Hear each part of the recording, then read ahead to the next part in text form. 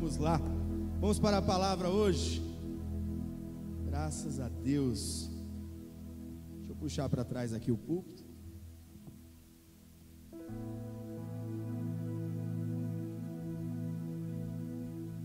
Graças a Deus. Quantos estão felizes por estar aqui na presença do Senhor? Mais uma vez nós vamos ser agraciados pela presença dEle, graças a Deus. Nós estamos numa série de mensagens. A nossa série de mensagens leva por nome Talmidim. São os ensinos de Jesus em meio aos milagres, em meio à ceia, em meio às provações, às angústias, às traições, em meio ao curar dos cegos, ao ressuscitar dos mortos. São esses ensinamentos que nós vamos falar hoje, mais uma vez. Nós já falamos semana passada, e na semana passada nós tratamos sobre quando Pedro caminha sobre as águas. Com certeza é maravilhoso essa passagem. Pedro caminhando sobre as águas é incrível. Todos nós ficamos impactados com isso, mas mais poderoso é o ensinamento por trás de tudo isso do que o caminhar sobre as águas, que é o que realmente importa. Por que eu estou dizendo isso?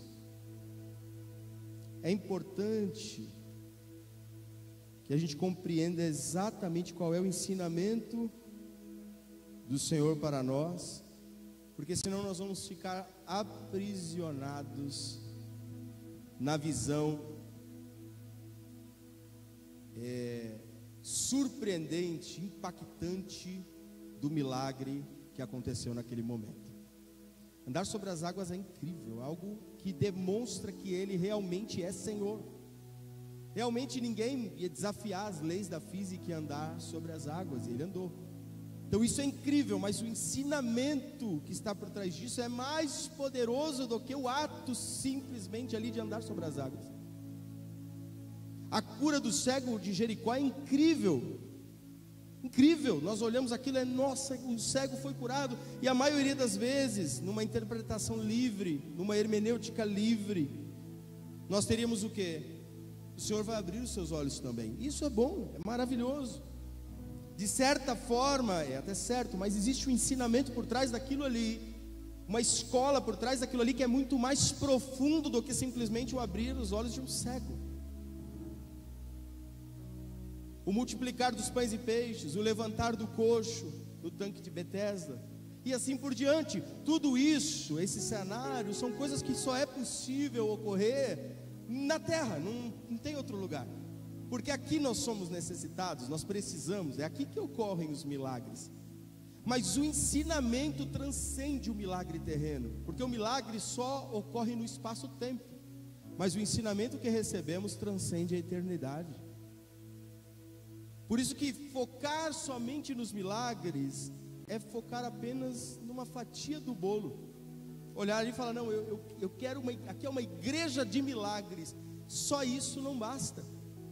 Milagre é bom? É maravilhoso. Milagre é maravilhoso. Quem não gosta de viver um milagre aqui? Eu adoro viver um milagre. Ainda mais quando ele vem inesperadamente, quando a gente não precisa de um milagre, né? Quando ele aparece, olha que milagre, né? Não aquela pessoa que apareceu na sua casa, você disse, que milagre você por aqui, né? Minha avó não gosta muito de visita, né? Mas toda vez que a visita chega, ela fala, nossa, que milagre te ver por aqui. Esse milagre inesperado, mas ninguém gosta de precisar de um milagre, né? Precisar de um milagre é horroroso, é terrível. Mas nós aprendemos mais na necessidade de um milagre do que no milagre feito. Eu conheço diversas pessoas que viveram milagres extraordinários que deixaram os caminhos do Senhor. Ou seja, milagre não é garantia de evangelho na vida de alguém. Existem pessoas que não têm nada de evangelho, chega aqui uma única vez e recebe um milagre. E existem pessoas que estão aqui há 10 anos e nunca viveu uma transformação. Quando eu digo essa transformação é de cura, tá? Cura, um milagre financeiro. Está aqui 10 anos orando, não recebe. Fala, poxa, por que eu não recebo e o outro recebe? Porque isso não é o grau de medir, será que ele está mais perto, ele está mais longe de Deus, ele está mais próximo, por isso que ele vive mais milagre? Não é. O milagre ocorreu em qualquer um, passava na frente, esse aqui vai receber o milagre, recebi o milagre. Mas o aprendizado de conviver dia após dia com esse evangelho, dia após dia com as dores deste mundo, sabendo que neste mundo há aflições, mas tendo uma certeza, que é um aprendizado que não dura só este período, tempo em que fazemos parte deste planeta, deste mundo, mas transcende a eternidade, que é o que Cristo disse: eu venci o mundo. Isso transcende. Então quem está nesse ensinamento é mais que vencedor. Quem compreende que está consumado é mais que vencedor. Quem compreende que a nossa busca não é ser cego de Jericó, mas é ser ladrão da cruz, aí está muito mais que vencedor. O mais que vencedor não é porque Deus pode te fazer um milagre além de alguém lá de fora. Ou seja, quando vem para a igreja você é mais que vencedor, porque agora você passou um lugar na fila, né? Tem a fila, o mundo todo está pedindo por milagre, clamando por milagre. Agora você falou, agora eu sou crente, então você passou uns 1000 lugares na fila. Agora a sua oração é atendida primeiro do que alguém que não é crente. Você sabe o que eu estou falando, não sabe? É o que acontece comumente aí. Eu passei na frente da fila porque eu orei de madrugada, porque eu subi um monte, e outros padrões místicos que foram criados para mostrar que esses são os mais próximos de Deus. Isso só serve para selecionar pessoas entre os homens, porque diante de Deus existem pessoas orando agora que nunca entraram numa igreja, talvez no pior lugar que você nunca frequentou, e Deus está lá atendendo uma oração. Então não tem nenhum lugar de preferência na fila, porque Deus não dá o que a gente quer, mas o que a gente precisa. Então se eu souber esperar o tempo de Deus, eu viverei o melhor. O melhor. E qual é o melhor para mim? É bolso cheio de dinheiro? Esse é o melhor que eu quero, né? Saúde para todos da minha casa, isso é o que eu quero, né? Um título importante no documento, isso é o que eu quero. Fim das dívidas, isso é o que eu quero. Uma justiça justa, é isso que eu quero. Uma economia no Brasil saudável, é isso que eu quero. Mas o que o Senhor quer para mim? Mas será que o Senhor vai querer para mim uma aflição, uma adversidade? Deserta a escola, cativeiro a escola. O povo de Deus ficava melhor no cativeiro do que longe dele. Tinha o templo, o povo buscava outros deuses. Tinha cativeiro, só existia um Deus. A gente tem que começar a entender o que Deus quer para nós e não o que queremos. Quando a gente compreender isso, todas as aflições deste mundo serão leves e momentâneas, porque você sabe o que isso está produzindo: um peso de glória incomparável. E por que eu comecei essa ministração falando isso? Isso aqui é uma quebra de paradigmas, uma desconstrução. Eu não ensinei nada, eu desconstruí, porque eu quero apresentar para você hoje a humanidade de Cristo em Hebreus. Talmidim, nós vamos falar sobre Getsemane. Nós vamos encontrar o ensinamento de Jesus no Getsemane. Abra sua Bíblia em Mateus capítulo 26. Nós vamos do 36 ao 39. Você pode também acompanhar aqui no telão.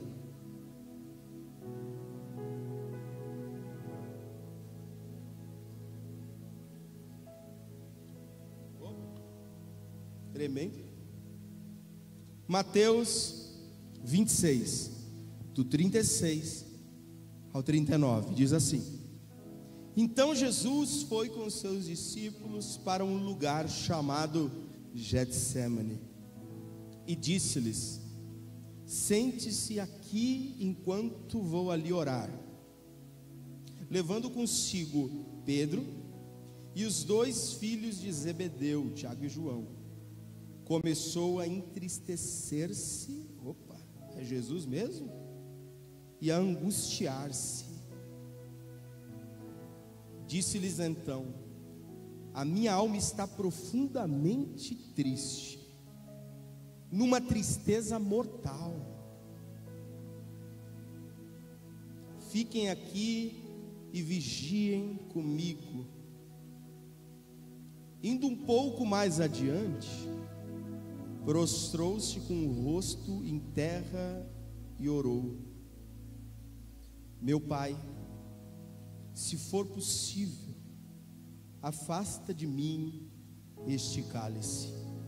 Contudo, não seja feito como eu quero, mas sim como tu queres. Eu vou ler de novo, só vou pontuar algumas questões aqui. Levando consigo Pedro e os 2 filhos de Zebedeu, começou a entristecer-se e a angustiar-se. Quem consegue sentir o peso dessa frase? Tá? É Jesus mesmo, não é? É Jesus mesmo. Disse-lhes então, olha só, Jesus disse aos seus discípulos: a minha alma está profundamente triste, numa tristeza mortal. Fiquem aqui e vigiem comigo, ou estejam do meu lado neste momento. Eu preciso de vocês. Uma coisa que sempre foi ensinado, sempre, é que o pastor precisa estar melhor do que a igreja, porque senão a igreja não vai seguir um líder, porque ele não está bem. Muitas vezes, neste movimento doido que a gente caminhou, eu digo isso porque foi uma escola para a gente. O pastor não pode se mostrar um dia fraco. Se ele falar assim, estou doente, opa, procurar outro pastor. Pastor não fica doente. Quem é pastor aqui sabe o que eu estou falando. Em diversas denominações ainda acontece isso. O pastor tem que estar impecável. Como que vão seguir um líder fraco? Jesus está chamando os seus amigos que seguiam ele com carinho, com amor, que estavam todos com a mente totalmente confusa quanto ao Messias enviado, porque o Messias que eles esperavam era outro, era o Messias de Isaías 61, aquele Isaías que ia tomar o trono, ia dominar o trono, e Herodes ia deixar, e todo mundo se voltaria a Jerusalém. O Messias profetizado por Daniel, aquele que traria a paz a Jerusalém, e faria Jerusalém a central, o centro de todo mundo. E Jesus agora, depois lá daquele andar sobre as águas, Jesus vai saindo de Isaías 61, e vai migrando para Isaías 53, mas ele levou sobre si as nossas dores. Ele vai começando a ser agora o servo sofredor. Ele vai mudando, ele vai saindo do governo, daquela questão de, nossa, quantos milagres ele fez, multiplicação de pães e peixes. Ele vai governar, ele é perfeito. E agora Jesus vai declinar na visão humana. Ele vai para o servo sofredor, a ovelha muda que é morta no matadouro, o sacrifício vivo. Ele vai mudar completamente de caminho, e os discípulos estão confusos com isso. Tem uma mensagem aqui em Talmidim que eu vou compartilhar com a igreja, talvez seja daqui a algumas semanas, que é sobre o trajeto de Judas. É bem complexo, mas eu vou trazer à igreja. Eu estou estudando, estou me preparando para isso.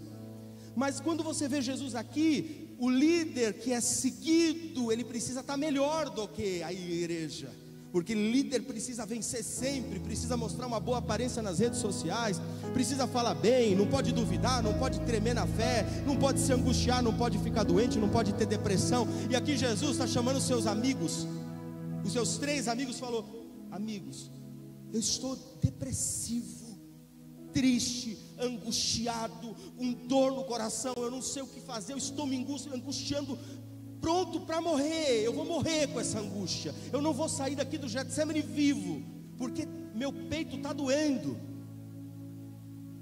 E ele não perdeu os discípulos, não perdeu.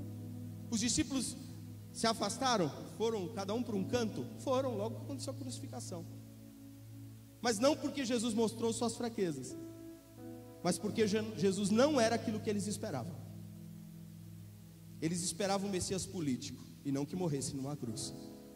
Se Jesus viesse hoje, nesse exato momento, do jeito que está a igreja evangélica atual, ele não dura 24 horas. As igrejas se unem para crucificar Jesus, porque quando ele começar a quebrar os paradigmas da religiosidade, salva a religião, mas mata Cristo.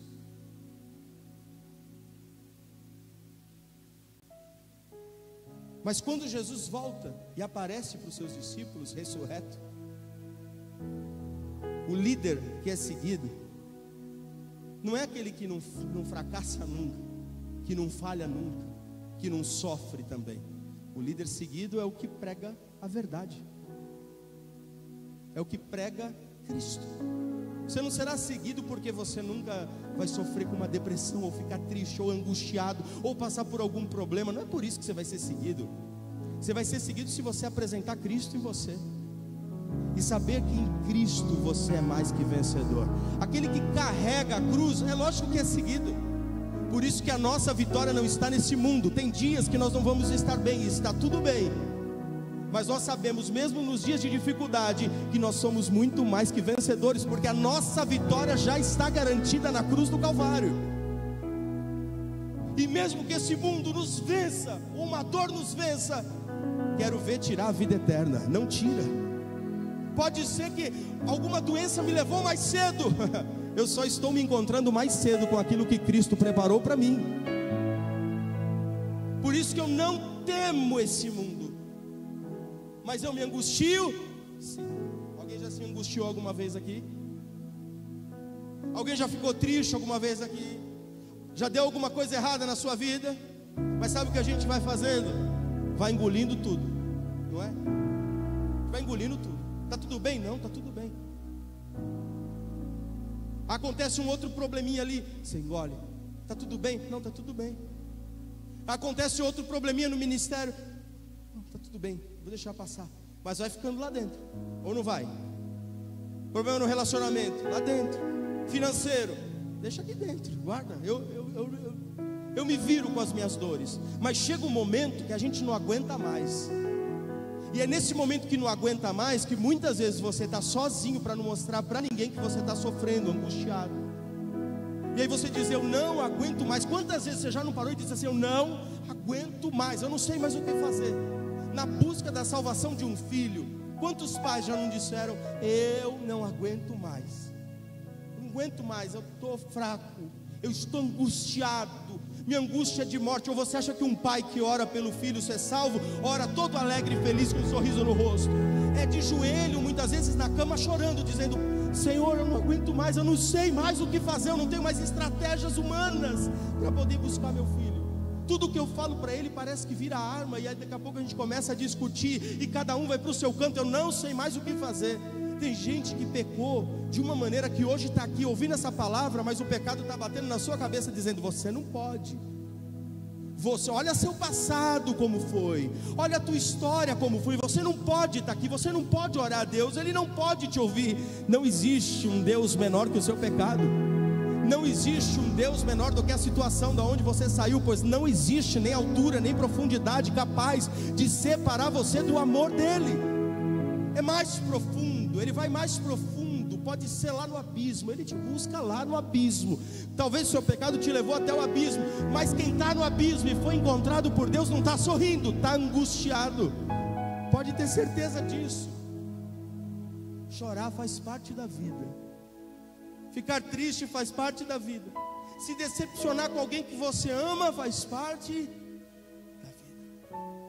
É fácil? Lógico que não. A decepção dói, nós sabemos disso.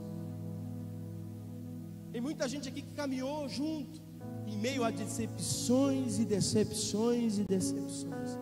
Pessoas que caminhavam do lado. Sabe o que é você ter todo dia uma pessoa ali, jantar junto, depois do culto de domingo, ligar, estamos juntos, vai em casa, daqui a pouco tudo isso acaba, os caminhos mudaram, aconteceu um problema.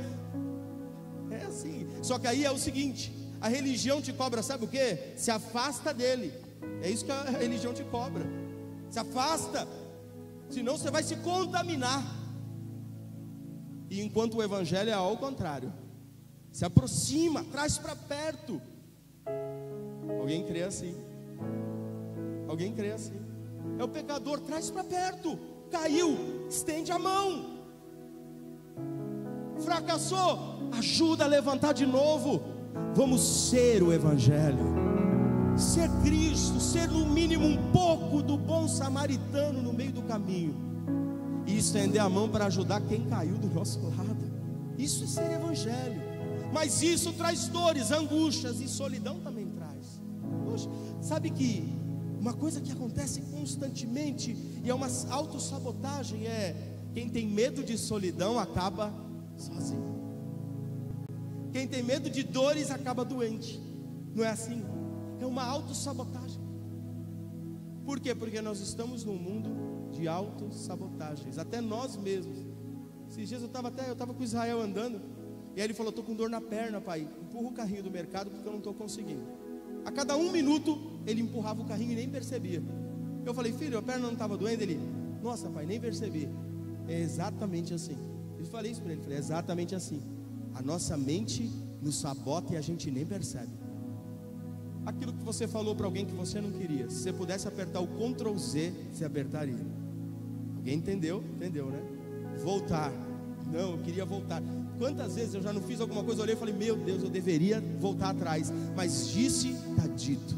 O que está acontecendo com Jesus aqui é o seguinte: a ministração de Jesus até certo ponto foi maravilhosa, foi de glória. Todo mundo glorificava, ficava estarrecido, aterrorizado com tudo aquilo que estava acontecendo. Era sobre-humano. A partir daqui acabou. Agora é ensinamento, agora é escola, agora é talmidim, agora é aprendizado, porque vocês serão como eu.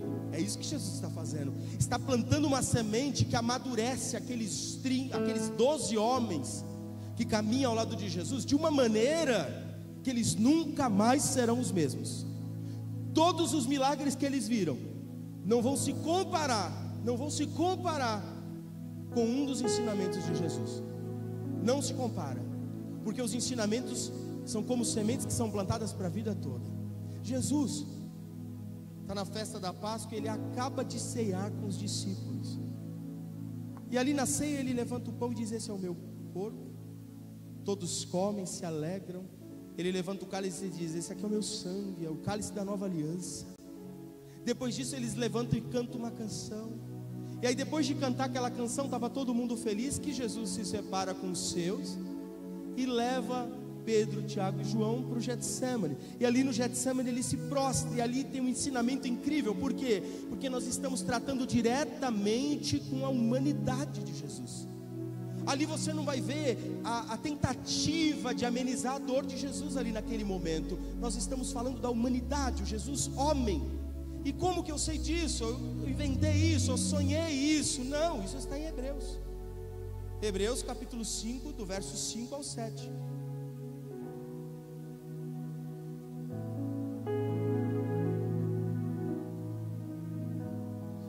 Hebreus 5, do 5 ao 7. Da mesma forma, Cristo não tomou para si a glória de se tornar sumo sacerdote entre os homens. Não tomou para si. Mas Deus lhe disse: tu és meu filho, eu hoje te gerei. E diz no outro lugar: tu és sacerdote para sempre, segundo a ordem de Melquisedeque. Presta atenção. A linhagem sacerdotal, Abraão, Isaac, Jacó, e a linhagem vem seguindo. Linhagem sacerdotal.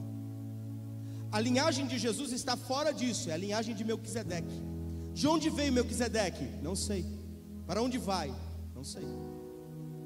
Ou seja, a linhagem de Jesus está fora da linhagem natural, dita pelos homens, construídas pelos homens. E agora Jesus é o último sumo sacerdote, é o último e único sumo sacerdote. E a partir daqui nós ganhamos o direito de ser sacerdotes por intermédio de Jesus Cristo, o último sacerdote, que rasgou o véu de dentro para fora e deu livre acesso ao Pai. Então, a partir de agora já não existe mais um líder sacerdotal que autoriza esse tráfego. você orando na sua casa, você alcança o trono de Deus, a face de Deus, você encontra Deus e Ele te responde. Ou seja, todas as orações agora são atendidas. Você não vai mais precisar sair daqui e vir até o templo aqui e falar: Senhor, ouve a minha oração. Não, você pode agora no carro, entrar no carro agora e falar: Senhor, me escuta. E ali a presença se faz no carro. O que muda completamente o desígnio natural das coisas. Por quê? Porque agora Cristo é o sumo sacerdote em nós, e nós nos tornamos o templo vivo do Espírito, templo do Espírito Santo. E agora ninguém mais pode mudar isso, porque o templo era físico, mas não sobrou nada do templo. Destruíram o templo uma vez, duas, três, e agora que somos todos nós? Pode perseguir o quanto quiser, como já disseram, cada templo do Espírito Santo, templo vivo, igreja do Senhor, que morre, vem 10, nasce 10. O sangue do cristão é semente. Morreu o outro olha e diz: se morreu pela causa é porque a causa é verdadeira, porque a gente só morre pelo que a gente acredita. Essa é a história dos cristãos perseguidos por tudo e por todos, mas nunca destruídos. Ninguém para a voz do Evangelho em nós. Você é um templo vivo, aonde quer que você esteja, na sua casa, ou seja, onde for, porque Cristo é o último sumo sacerdote, e nos deu direito de livre acesso ao Pai, de livre acesso, e o sacrifício para oferecer, para falar com o Pai, Ele foi o sacrifício, e nós nos colocamos como sacrifícios vivos no altar, diante de Deus. E agora, só que o nosso sacrifício é diferente. O sacrifício dele é morrer para que nós possamos viver. O nosso nós nos entregamos para morrer, mas vivemos. Nos colocaram no altar. Peraí, mas o sacrifício não tem que morrer? Não, o nosso não. O nosso nós levantamos do altar vivos para a honra e glória. Mas aconteceu algo. Nós renascemos em Cristo Jesus para uma nova vida, e é por isso que o seu passado não importa mais. Quando você lê que Jesus Cristo é o sumo sacerdote pela ordem de Melquisedeque, nós entendemos que nós somos nascidos dele e somos linhagem dele, somos sacerdotes em Cristo também. E a partir de agora, todo aquele passado de trevas está apagado, pois no nosso sacrifício nós nascemos de novo para uma nova vida em Cristo Jesus. Cadê o passado? Ele é acusador? Pode aplaudir Jesus. O passado é de acusação? Eu sei que é. O meu passado dá vergonha? Eu não tenho coragem de contar meu passado para você. Diante do meu passado, provavelmente o mundo me apedrejaria. Mas quem soube do meu passado exatamente como era, me amou.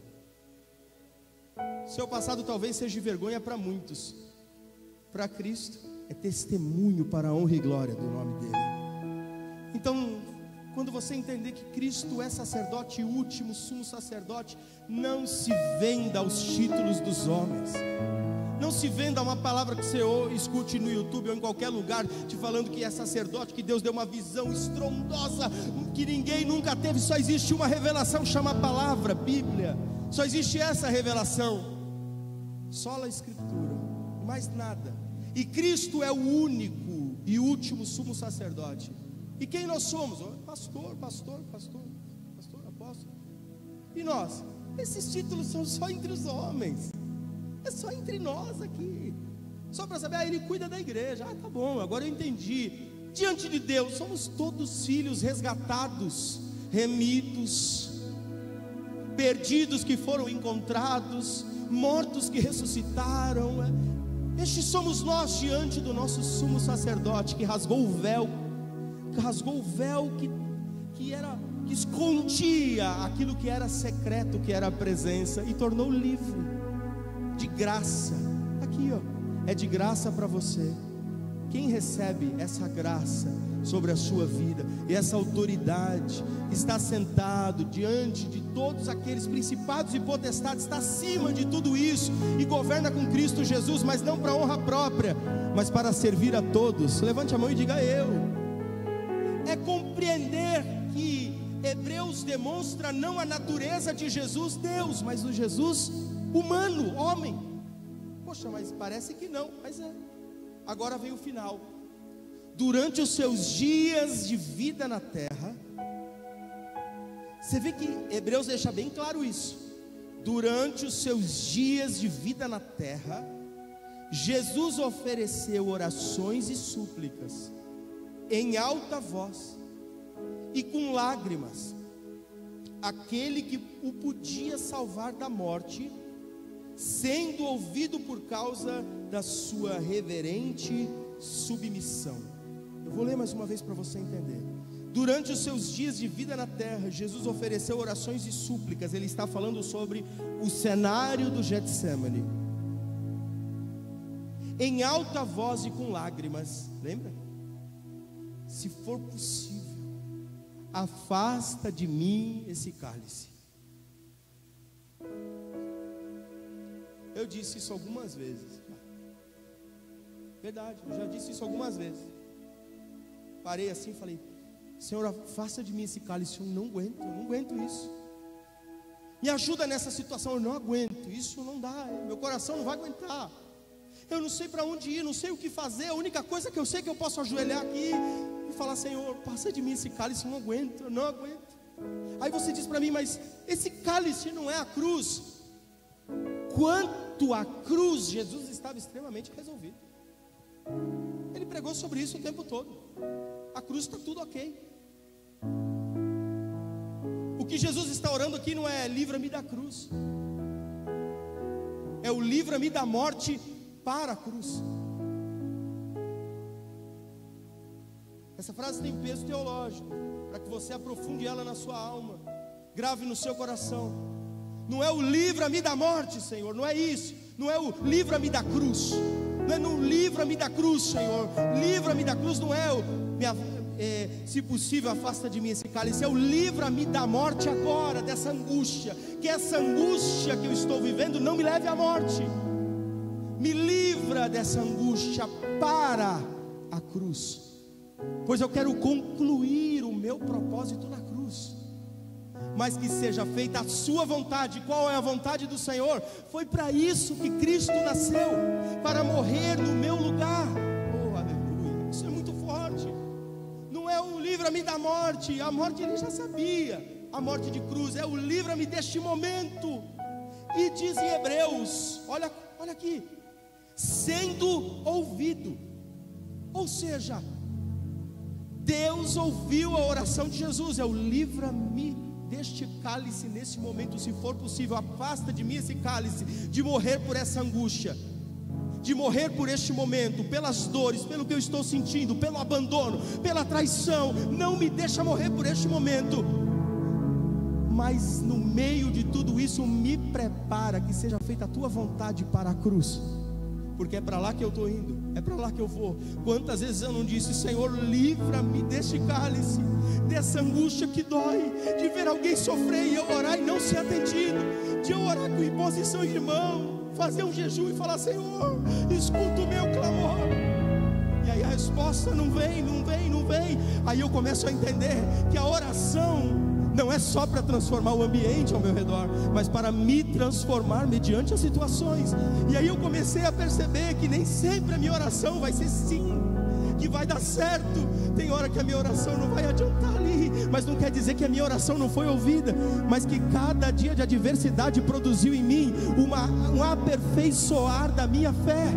E foi naquele não que a minha fé aperfeiçoou. E aí a minha oração, que eu achava que era para fora, era para dentro, era para mim. A minha oração não era pedindo cura, era para me ajudar a suportar a dor de perca. A minha oração não era para o Senhor fazer um grande milagre financeiro, era para eu aguentar mais um dia sem dinheiro real para fazer compra. Que a minha oração não era para o Senhor me dar algo para que eu pudesse empreender para mudar minha vida. Não, era para eu aguentar mais um dia sem nenhuma ideia, sem forças para prosseguir, sem forças de pensar, sem forças de aguentar. E ali foi aonde eu percebi que Ele me sustenta. Ele me sustenta dia após dia. Foi exatamente o que Jesus disse: Senhor, afasta de mim esse cálice. E Hebreus diz exatamente isso, e Deus ouviu a oração. Livra-me dessa angústia para a cruz. E eu comecei a perceber que a minha angústia, que a minha dor, que os meus sofrimentos, as minhas adversidades estavam aperfeiçoando a minha fé. Sabe para quê? Para a cruz.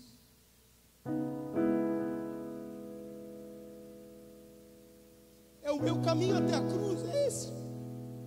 Esse é o meu caminho até a cruz. No mundo tereis aflições, tem de bom ânimo. E eu continuo a caminho da cruz. Na angústia eu continuo, mas mesmo na minha angústia Ele me fortaleceu, e Ele me livrou. No dia da minha angústia Ele me livrou. Como diz o salmista, no dia da minha angústia Ele ouviu o meu clamor, Ele ouviu a minha voz. E aí Ele me livrava no dia da angústia, mas nunca me livrou da cruz. Porque quem quiser vir após dele, tome a sua cruz. Tome a sua cruz. E o que é a cruz?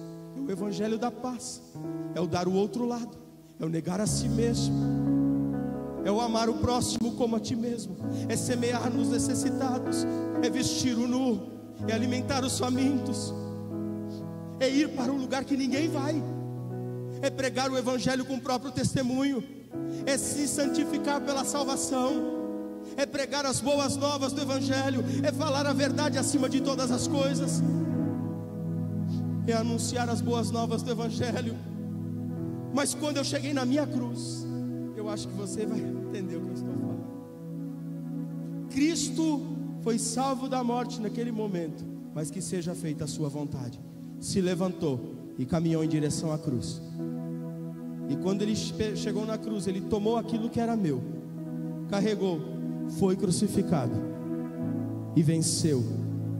E eu junto com ele venci também. Quando eu, nos dias de angústia, o Senhor me atende a minha oração e me transforma. E quando eu chego na minha cruz, eu vejo que a minha cruz é leve. A minha cruz é leve. Porque o que nós estamos falando não é de peso concreto, imanente, nós estamos falando de um peso abstrato das dores do mundo, do pecado. Quando eu peguei minha cruz, o preço já tinha sido pago, então estava leve. É o fardo mais leve possível. Carregar a cruz, tem gente que diz é um alto preço, para mim é um prazer. Carregar a cruz é um prazer, porque aquilo que era símbolo de morte agora é símbolo de vida. Aquilo que era para mim a morte, agora eu olho e digo, é a minha vida. Foi por ali que eu nasci, foi por ali que eu venci, foi por ali que eu hoje posso declarar, eu sou muito mais que vencedor. E é exatamente isso que hoje eu vim falar para você. Você vai chegar até a sua cruz, e quando você colocar no ombro aquele peso do pecado, você vai falar, eu vou encontrar o meu pecado na cruz. Você vai olhar e falar, não, o preço já foi quitado, a cruz está manchada de sangue, o sangue já escorreu, os pregos já foram pregados. Você vai levar uma cruz leve, pois Jesus já levou o peso todo. A sua cruz é galardão, a sua cruz é vitória, a sua cruz é testemunho, para que todo mundo olhe e diz, o que você está fazendo carregando isso? Eu estou carregando a história do Senhor em mim, eu estou carregando as marcas do evangelho em mim. E mesmo que ela produza dor, produza muitas vezes uma dor aqui no ombro, aquela dorzinha é leve e momentânea, é passageira, mas tem produzido testemunho em nós, o testemunho vivo do evangelho. Afasta de mim esse cálice, mas não me livre da cruz, pois eu estou indo em direção dela, a caminho da cruz. E quando eu chegar lá no final com a minha cruz, eu vou entregar a cruz. Vai chegar a hora da glória e eu vou falar, combati o bom combate, completei a minha carreira, aperfeiçoei a minha fé, guardei a minha fé. Agora está concluído.